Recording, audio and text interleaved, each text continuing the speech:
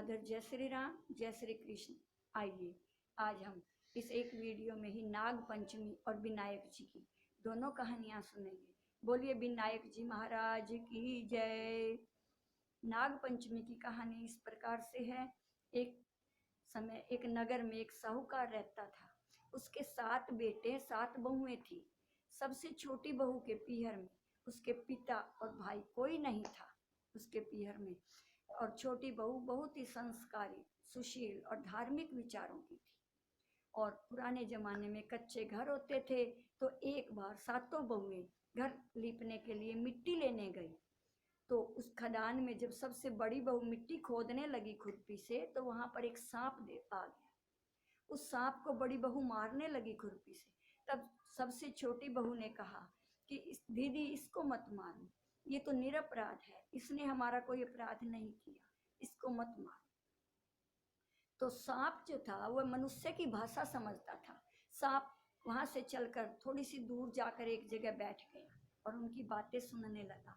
तब बाकी की सभी उसकी जेठानियों ने कहा कि यहाँ तो हमें रोज ही आना होता है और ये नाग डस लेगा हमें, इसने नाग को मारने नहीं दिया। कल गोबर डालने की इसकी बारी है, कल इसको ही भेजेंगे यहाँ।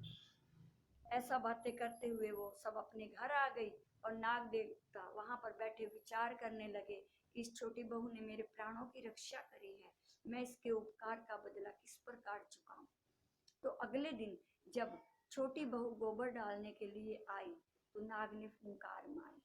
तब उसने कहा छोटी बहू ने कि भाई राम राम। तब नाग ने कहा कि तूने मेरे को भाई कहा है और मैं तो डसने वाला जीव हूँ, किसी को डस लेता, तेरे को भी डस लेता, पर अब तूने मेरे को भाई कहा है और तूने कल मेरी जान बचाई थी, इसलिए आज से तू मेरी बहन है और मैं तेरा भाई हूँ। ऐसा सुनकर छोटी बहू की आंखों में पानी आ गया। तो नाग ने पूछा कि हे बहन, तेरी आंखें नम क्यों हो गई, गीली क्यों हुई, मुझे बता तेरे दुख का कारण। तब छोटी बहू कहने लगी कि मेरे तो पीहर में पिता या भाई कोई भी नहीं है, मेरा तो पीहर ही नहीं है और आपने मुझे बहन कहा है। तब नाग बोला कि तू आज से मेरी धर्म की बहन है और तुझे जब भी जरूरत हो एक भाई की तो मुझे पुकार लेना, मैं तेरा भाई का धर्म निभाऊंगा। तो बहन छोटी बहू जो है वो प्रसन्न हो गई और बोली कि जीवो नाग न गोलिया, जीवो बासिक नाग, जिन्हें मेरा लाड लडाइया, नेवर घाली पाँव।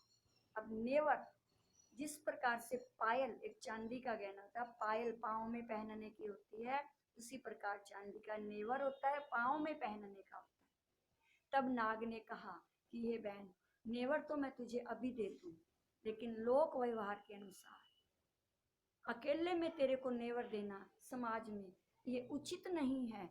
भाई बहन का रिश्ता बड़ा पवित्र होता है। मैं मनुष्य का रूप धर के तेरे को घर आऊंगा भाई तेरा, और तब तुझे मैं तेरा पीहर दिखाऊंगा, मैं नागलोक में लेकर जाऊंगा, तू मुझे पहचान लेना। ऐसा कहकर जो है वो साहूकार के बेटे की बहू जो है ऐसी बातें करके अपने घर आ गई। कुछ दिनों बाद सावन का महीना आया, नाग पंचमी का त्योहार भी आया।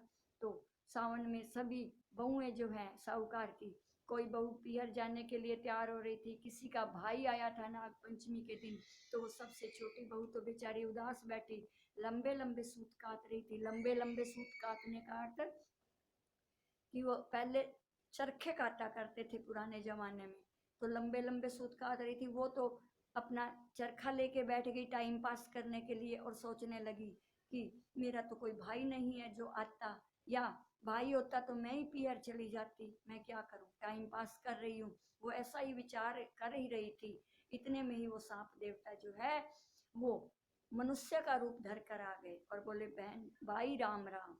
तब उसके ससुर, छोटी बहू के ससुर जो है दरवाजे में बैठे थे, तो बोले इसका तो कोई भाई है ही नहीं, तू इसका कौन सा भाई आया है। तब उस नाग ने कहा कि मेरा जन्म जो है मेरी बहन के इसके विवाह के पश्चात हुआ था और छोटी उम्र में ही माता पिता चले गए। अब मैं बड़ा हुआ हूँ, सयाना हुआ हूँ, तो मुझे पता लगा मेरी एक बहन है, तो मैं पूछते पूछते अब यहाँ आया हूँ। उसने अपनी बहन के ससुर को विश्वास दिलाया। तब उस ससुर ने कहा भाई छोटी बहू का भाई आया है, सभी से कहा। छोटी बहू भी बड़ी खुश हो गई और अपनी सास से कहा कि मेरा भाई आया है माँ, मैं क्या करूं।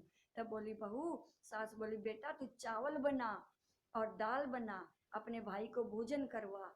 और तब उसने चावल बनाए और घी खांड डालकर दाल भात का भोजन अपने भाई को खिलाया। नाग पंचमी के दिन भी, भैया पंचमी के दिन भी भाई को दाल भात का भोजन कराया जाता है। भोजन कराया और फिर उस सास ने उसने सिर धोकर स्नान किया, पियर जाने के लिए मेहंदी लगाई। सास ने उसकी चोटी बनाकर मेहंदी लगाकर चुनरी उड़ाकर उसको विदा किया। देखिए हम आजकल लीक पीटते हैं, लीक मत पीटिए, अपनी परंपराओं के अनुसार हर व्रत को, हर त्योहार को उत्सव की तरह मनाइए, अपनी पुरानी जो ये परंपराओं को बनाए रखें। तो चुनरी ओढ़कर, पीलिया ओढ़कर और मेहंदी लगाकर, नथ पहनकर भाई के साथ उसको विदा किया सास ने। तो रास्ते में भाई बहन बातें करते गए। भाई ने कहा कि अब मैं नाग का रूप बनाऊंगा, तू डरना मत।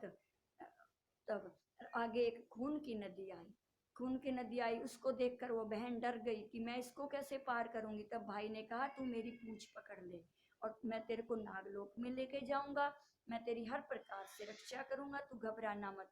तब बहन ने उस नाग की पूंछ पकड़ ली और वो जो खून की नदी थी वो दूध की नदी बन गई। और उस दूध की नदी को पार करके दोनों भाई बहन नागलोक में आए। आपने जो है नाग ने आवाज दी कि माँ देखो बहन आई है। तब माँ भी बड़ी प्रसन्न हुई, नागों की माँ, और कहती बेटी आई है। और कोई भाभियाँ बोली मेरी ननंद आई है, भाई भतीजे कहते कि बहन आई है, बुआ आई है। सभी ने उसका बड़ा आदर सत्कार किया, उसका बहुत लाड़ चाव किया।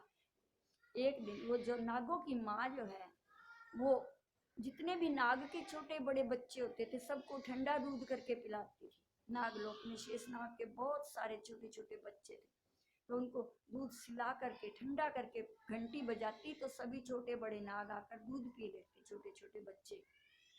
एक दिन नाग की माँ ने उससे कहा कि बेटी आज मैं बाहर जा रही हूँ, मुझे थोड़ा काम है कुछ, तो तू अपने भाई भतीजों को दूध पिला देना, छोटे छोटों को दूध सिलाकर पिलाना, घंटी बजा देना। बोली ठीक है माँ। ऐसा कहकर वह माँ तो चली गई और वो छोटी बहू जो है वो दूध पिलाना भूल गई। उसको अचानक से याद आया, तब उसने जल्दी जल्दी में गर्म दूध ही रख दी और घंटी बजा दी। अब छोटे छोटे नाग के बच्चे थे, किसी का फन जल गया, किसी की जीभ जल गई, किसी की पूंछ जल गई। तो जब उस नाग की माँ आई तो उस नाग ने कहा कि माँ मुझे लगता है अब बहन का मन नहीं लगता, यहाँ पर कई दिन हो गए हैं यहाँ आए, अब बहन को विदा करना चाहिए। तो उन्होंने बहुत सारा धन देकर उसको विदा करना, धन दिया और कहा कि बहन अब तेरे को ससुराल छोड़ के आता हूँ। तब उसकी चाची ताइयाँ कहने लगी कि तेरे को धन तो बहुत दिया, तेरा लाड तो बहुत किया, पर तेरे को 7वें कोठे की चाबी नहीं दी, 7वें कोठे पे जो ताला लगा है उसकी ताली नहीं दी। तो उसने कहा अपने भाई से कि मुझे आपने बहुत धन दिया, मेरा बहुत लाड किया, लेकिन मुझ में फर्क रखा, मैं तुम्हारी सगी बहन नहीं हूँ, धर्म की बहन हूँ। तब भाई ने कहा बहन ऐसी बात कैसे कही तुमने, क्या फर्क, हमने तेरे से कोई फर्क नहीं रखा, तू तो हमारी सगी बहन से भी अधिक है।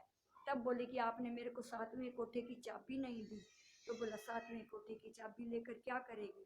तब उसने जिद करी नहीं मैं तो चाबी 7वें कोठे की चाबी लूंगी। तब उसको 7वें कोठे की चाबी दे दी। उसने ताला खोल के देखा तो एक बड़ा भारी अजगर बैठा था, उसने उसको देखते ही फुंकार मारी। तब उसने कहा बाबा जी राम राम। तब वो अजगर बोला कि यहाँ नागलोक में जो है मानव जाति का क्या काम, मैं तेरे को डस लेता पर तूने मेरे को बाबा जी कह दिया।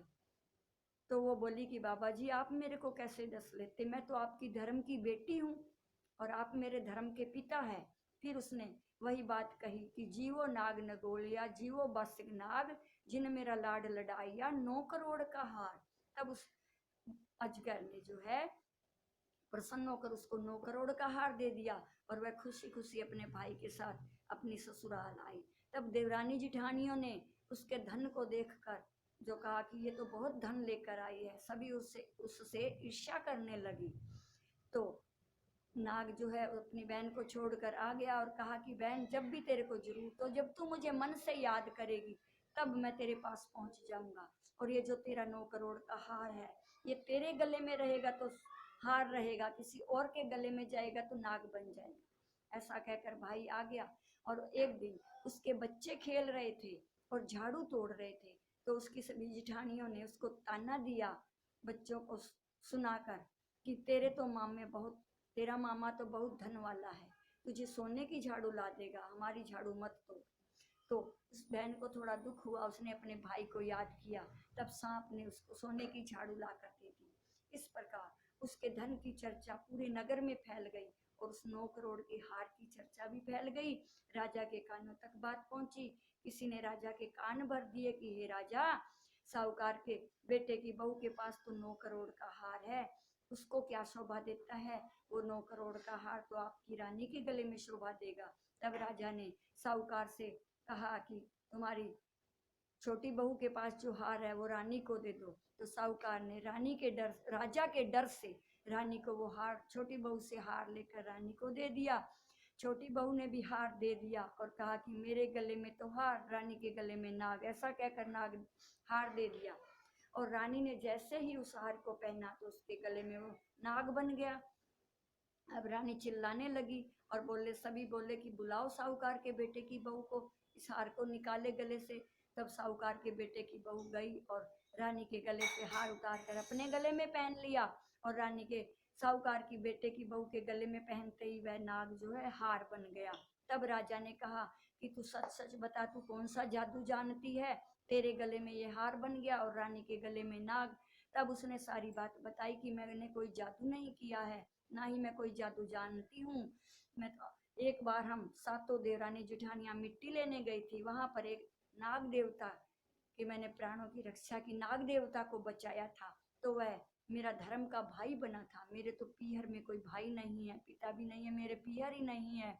वो नाग देवता मेरा भाई का धर्म निभा रहा है और मुझे पीहर का सुख दिखाया है।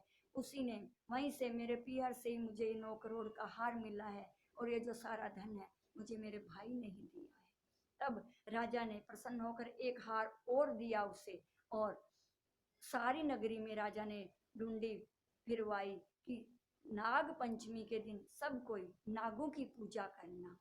और उस दिन एक समय, कहानी सुनने के बाद एक समय ठंडा भोजन खाना और नाग देवता की सभी पूजा करें। तब से ही हमारे ये परंपरा चली आ रही है कि हम नागों की पूजा करते हैं नाग पंचमी के दिन। तो हे नाग देवता, जैसा साहूकार की बेटी को पीहर दिखाया और भाई का सुख दिखाया, ऐसा सभी को पीहर दिखाना, भाई का सुख, भाई भतीजों का सुख दिखाना, पीहर का सुख दिखाना, कहते को, कहानी कहते को, सुनते को, हुंकारा भरने वालों को सबको सुख दिखाना। बोलो नाग देवता की जय। और एक मेंढक मेंढकी की छोटी सी कहानी है, आपको अभी सुनिए कि एक मेंढकी थी, वो सारा दिन करती जय विनायक जय विनायक जय विनायक। तो मेंढक कहता कि विनायक जी का नाम मत लिया कर, कभी अपने में कष्ट आ जाएगा। तो मेंढक ने कहा, मेंढकी कहती अपने में कष्ट आ जाएगा कभी? तो मेंढक कहता अपने में कौन सा कष्ट आ जाएगा, तूने कौन से रसोई संभालनी है, चूल्हा चौके का काम करना है, और ना मैंने कोई नौकरी पर जाना, कोई ऑफिस में नहीं बैठना, मेरे को कोई नौकरी पर नहीं जाना, तूने कोई चक्की चूल्हे का रसोई का काम नहीं संभालना, अपने क्या कष्ट आएगा, जल में रहते हैं, कीड़े मकोड़े खाते हैं, मत गणेश जी का नाम लिया कर। तो बेचारी मन ही मन में विनायक जी करने लगी। तब विनायक जी ने सोचा कि कलयुग का पैरा शुरू हो गया है और अभी से ये हाल है, आगे आगे घोर कलयुग में हमें कोई मानेगा ही नहीं, नास्तिकता बढ़ जाएगी, लोगों का विश्वास उठ जाएगा, तो इसको कोई झटका दिखाना चाहिए। तो राजा की जो बांदी थी वो पानी लेने आते थे उस तालाब में, मटका लेकर पानी लेने आई, वो मटके में चले गए पानी के साथ। और पशुओं के लिए अनाज उबालना था, घोड़ों के लिए, गायों के लिए, तो उस अनाज में वो पानी डाल दिया, अनाज के साथ वो उबलने लगे मेंढक मेंढकी। अब मेंढक कहता भाई जला मैं तो अब तो मरूंगा, प्राण निकलेंगे। तो मेंढकी ने कहा मैं कहती थी कभी कष्ट आ जाएगा। तब मेंढक ने कहा कि हाँ, आज जैसा तो कोई कष्ट नहीं है, इससे बड़ा और क्या कष्ट होगा। अब सिमर तेरे गणेश जी को, विनायक जी को, अगर आज विनायक जी कष्ट काटेगा तो मैं भी सिमरूंगा। फिर मेंढकी ने मन ही मन प्रार्थना करी, हे विनायक जी भगवान, आज हमारा कष्ट काटो, अब तक तो मैं अकेली ही सिमरती थी आपको, अब हम दोनों सिमरेंगे, हमारा कष्ट काटो। तो गणेश जी ने, भगवान विनायक जी ने उनकी पुकार सुनी और पास में जो पशु खड़े थे वो आपस में लड़े, तो वो मटका फूट गया और मेंढक मेंढकी वापस खुदक कर उसी तालाब में आ गए। तो हे गणेश जी भगवान, जैसा मेंढक मेंढकी का कष्ट काटा वैसा सबका ही कष्ट काटना प्रभु। कहते कहानी कहते का सुनते का हुंकारा भरते का सब परिवार का सबका कष्ट काटना। बोलिए विनायक जी महाराज की जय। किसी बहन ने फरमाइश करी थी कि मेंढक मेंढकी वाली कहानी हिंदी में सुनाना, तो ये आज मैंने इस कहानी के साथ सुना दी। जय श्री राम, जय श्री कृष्ण।